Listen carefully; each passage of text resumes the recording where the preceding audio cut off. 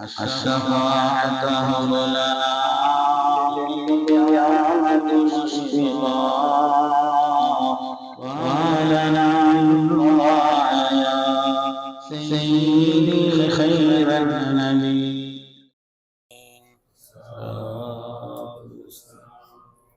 النبي المصطفى المختار سيدنا محمد وآله وصحبه اللهم صل وسلم. பிஸ்மில்லாஹி ரஹ்மான் ரஹீம். சங்கைக்குரிய முஃமினீன்களே, ரப்பு சுப்ஹானஹு வ தஆலா சூரத்துல் ஹுஜராத் என்ற அத்தியாயத்தின் வழியாக சமூக ரீதியான பல ஒழுக்கங்களை அல்லாஹ் தஆலா கற்றுத்தருகிறார். சமூக ரீதியாக நாம் நடந்து கொள்ள வேண்டிய சில ஒழுக்கங்களை குறித்து குர்ஆன் சொல்கிறது. அதிலே அல்லாஹ் சொல்கிறான், முதலாவது, யாரை பற்றியும் தவறாக எண்ணாதீர்கள். பிறரை பற்றிய தவறான எண்ணங்களை பார்க்கும் பொழுதே அப்படி தவறான எண்ணத்துடனேயே பார்க்கிற அந்த ஒரு நிலையை உங்களிடத்தில் மாற்றிக்கொள்ளுங்கள். ஏன்னா அப்படி பார்ப்பதே கூட, அப்படி எண்ணுவதே கூட சில நேரங்களில் பாவமாக அல்லாஹ்விடத்திலே குற்றமாக கருதப்பட்டு விடுகிறது. அது மாதிரி நீங்கள் ஒரு ஆள் மற்றவர்களை பற்றி புறம் பேசாதீர்கள். அல்லாஹ் சொல்கிறான். அல்லாஹ் ஒரு கட்டத்தில் சொன்னாங்க, உலகத்தில் ஒரு ஜினாவை விட கடுமையானது புறம் பேசுறதுன்னு சொன்னாங்க. நாயகமே, ஜினாங்கிறது பெருபாவம் இல்லையா? அதை விட கடுமையானதுன்னு சொல்கிறீங்களேன்னு சொன்னாங்க. அதுவாவது பாவம் நினச்சி தௌபா செய்வான். புறம் பேசுகிறவன் தௌபா செய்ய மாட்டான் இல்லையா? புறம் பேசுகிறவன் பாவம்னே நினைக்கவும் மாட்டான், தௌபாவும் செய்ய மாட்டான். ஒரு கட்டத்தில் அதை விட இது கடுமையானதாக ஆகிறதுன்னு அல்லாஹ்வுடைய ரசூல் நமக்கு உணர்த்தி காட்டினார். அது மாதிரி நீங்கள் மற்றவருடைய குறைகளை தேடி திரியாதீர்கள். ஒரு ஆளை பார்த்தா அவர்கிட்ட என்ன குறை இருக்குது, இவர்கிட்ட என்ன குறை இருக்குது என்று பிறருடைய குறைகளை தேடி திரியாதீர்கள். பிறருடைய குறைகளை தேடுபவனுக்கு முதல்ல அல்லாஹு தஆலா செய்கிற சோதனை என்னன்னா, அவன் குறை தெரியாது. அவனுடைய குறை அவனு மறைச்சிடுவான்ல. அவன் மற்றவங்கள பூரா குறை சொல்லிட்டு அலைவான். ஆனால் அவனுடைய குறையை வெளியே தெரியாத அளவுக்கு அவனுக்கு அல்லாஹ் ஒரு நிலை ஏற்படுத்துவான். ரெண்டாவது, யாரை குறைன்னு பார்க்குறானோ அவன்கிட்ட என்ன நிறை இருக்குதுன்னு இவனுக்கு தெரியாது. குறையாத பார்த்துக்கிட்டே இருக்கிற காரணத்தினால அவனிடத்தில் உள்ள நிறைவையும் இவனால் காணுவதற்குண்டான ஒரு வாய்ப்பு. ஏன்னா உலகத்தில் எத்தனையோ சாதாரணமானவர்கள், பல குறை உள்ளவர்களும் கூட சரித்திர சாதனையாளர்களாக இருந்திருக்கிறார். அவங்களை கொண்டு உலகத்தில் மிகப்பெரிய காரியங்கள் ஏற்பட்டிருக்கிறது. அதனால யாரையும் அல்லாஹ் வீணா படைக்கவும் இல்லை, எதையும் அல்லாஹ் மட்டமாக படைக்கவும் இல்லை. அதை கொண்டு அல்லாஹ் தஆலா வேறொரு பயன்பாட்டை ஏற்படுத்துவானே அல்லாது யாரையும் குறையாக நினைப்பது என்பது அல்லாஹ்வுடைய ஹல்கை, அவனுடைய அவனுடைய படைப்பை பற்றி நாம் குறை காண்பதை போல. அதனால யாரை பற்றியும் உடைய தோற்றத்தால், மொழியால், பேச்சால், செயல்பாடுகளால் நாம் மட்டமாக, லேசாக, குறையாக கருதக்கூடாது என்பதை மார்க்கம் சொல்லி தருகிறது. அது மாதிரி இன்னொரு பெரிய சோதனை என்னன்னா, மற்றவருடைய குறைகளை தேடி தெரிந்தால் அல்லாஹ் இவனுடைய குறைகளை வெளிப்படுத்தி இவனை ஃபதீஹத்தில் ஆக்கி விடுவான், இவனை கேவலப்படுத்துவான் வருது ஹதீஸ். அல்லாஹ் அப்படி சொன்னாங்க, அல்லாஹ் இவனை கேவலப்படுத்தி விடுவான். பிறருடைய குறைகளை மாத்திரம் தேடி தேடி தேடி தேடி பேசிக்கிட்டு இருக்கிறவனுக்கு அல்லாஹ் அவனுடைய குறைகளை மற்றவர்களுக்கு மத்தியிலே வெளிப்படுத்தி கேவலப்படுத்துவான் என்று வருகிறது. அது மாதிரி மற்றவருடைய குறைகளை நாம் மறைத்தால் அல்லாஹ் நம்முடைய குறைகளை மறைப்பான். ஹதீஸ்ல வருது, மன் சத்தர முஸ்லிமன், யார் ஒரு ஆளுடைய குறைகளை மறைக்கிறானோ அல்லாஹ் அவனுடைய குறைகளை மறைத்து விடுவான், துன்யாவிலும் ஆகிரத்திலும் என்றும் கூட வருகிறது. அதனால யாரையும் பார்த்து லேசா, கேவலமா, மட்டமா அவங்கள கேலியாக கருதுவது என்பது அது ஒரு சமூக ரீதியான ஒழுக்கத்திற்கு மாற்றமானது. ஒரு வயதான ஆள் ரொம்ப கூன் ஒழுந்து போய் குறி போனாராம்.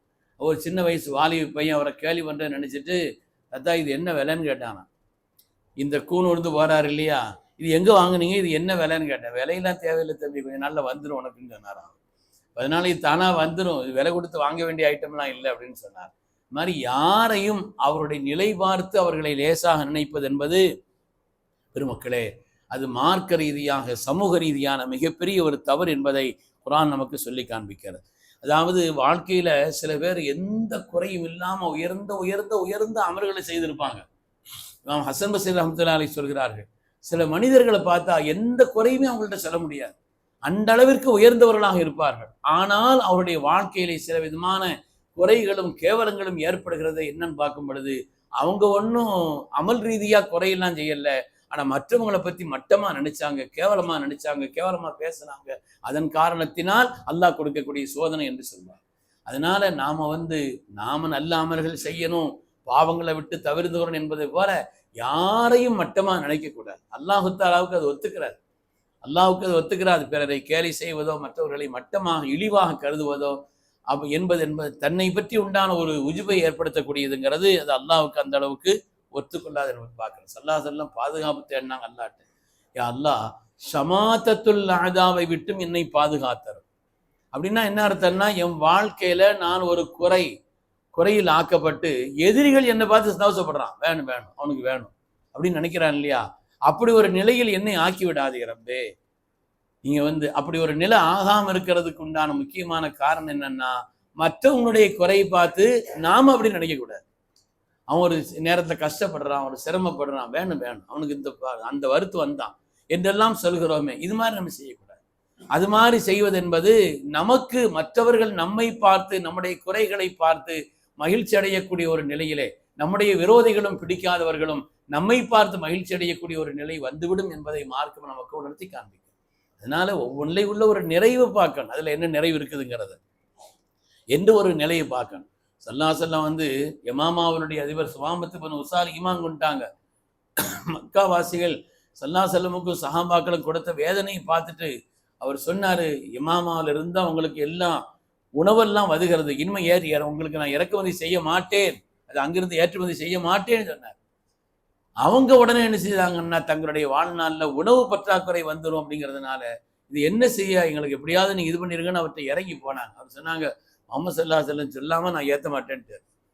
கடைசியில இவங்க என்ன செய்தாங்க, யாரை ஊரை விட்டு துரத்தினார்களோ, யாரை இந்த உலகத்தில் கொடுமைப்படுத்தினார்களோ அவங்களுக்கு எழுதினாங்க, முகமது அவர்களே இது மாதிரி சுமாமத்து பின் உஸால் இப்படி அனுப்ப ஸல்லல்லாஹு எழுதினாங்க.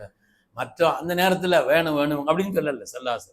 அதை பார்த்து எங்களை என்ன வாடுபடுத்தினியா அப்படின்னு நினைக்கல ஸல்லல்லாஹு. உடனே அதற்கு சுமாமத்து பின் உஸாலுக்கு சொல்லி நீங்க என்ன செய்யுங்க, அங்கிருந்து எல்லாத்தையும் அனுப்புங்கன்னு சொன்னாங்க. அதன் காரணத்தினால் எத்தனையோ பேர் ஈமான் கொண்டால் என்பதை பார்க்க, அதுதான் நல்ல குணத்தினுடைய வெளிப்பாடு. அதனால எதிலேயும் உள்ள நன்மைகளை பார்க்க வேண்டும். ஒரு ஆள் துன்யா பூரா சுத்திட்டு வந்தாராம், துன்யா பூரா பார்த்தாராம், கடலை பார்த்தாராம். கடலை பார்த்து சொன்னாராம், நீ மட்டும் நல்ல தனியா இருந்திருந்தா, உப்பா இருக்கிற கரிக்கிற உப்பா இருக்கிற நீ மட்டும் நல்ல தனியா இருந்திருந்தா எங்கேயோ போயிருப்ப அப்படின்னு சொன்னார். அதுக்கடுத்தபடி வந்தாராம், ஒரு குயில் அழகான இனிமையான குரல்ல கூவிக்கிட்டு இருந்துச்சான். இந்த குயிலை பார்த்து சொன்னாராம், என்ன இனிமையான குரல், நீ மாத்திர அழகான உருவத்தோடு இருந்திருந்தால் நீ எங்கேயோ போயிருப்ப அப்படின்னு சொல்லி குயிலை பார்த்து சொன்னார். அதுக்கடுத்து ஒரு ரோஜா மலரை பார்த்தானா, அது இந்த ரோஜா மலரை பார்த்து ரொம்ப அழகான கண்ணுக்கு இதமான அந்த ரோஜா மலரை பார்த்து சொன்னானா, உன்னுடைய செடியில மாத்து முள் இல்லாம இருந்திருந்தா நீ எங்கேயோ போயிருப்பேன்னு சொல்லி சொன்னான். அந்த மூணும் சேர்ந்து இவனுக்கு சொன்னதாக சொல்லுவார்கள், அதாவது மற்றவங்களுடைய குறையை பார்க்காம இருந்தா நீ எங்கேயோ போயிருப்ப, நீ பூரா ஊர்ல உள்ள குறை பூரா தேடிக்கிட்டு அலையிற, அதுல உள்ள நேரம் உனக்கு தெரியாம ஆகுதுன்னு சொல்லுவாங்க.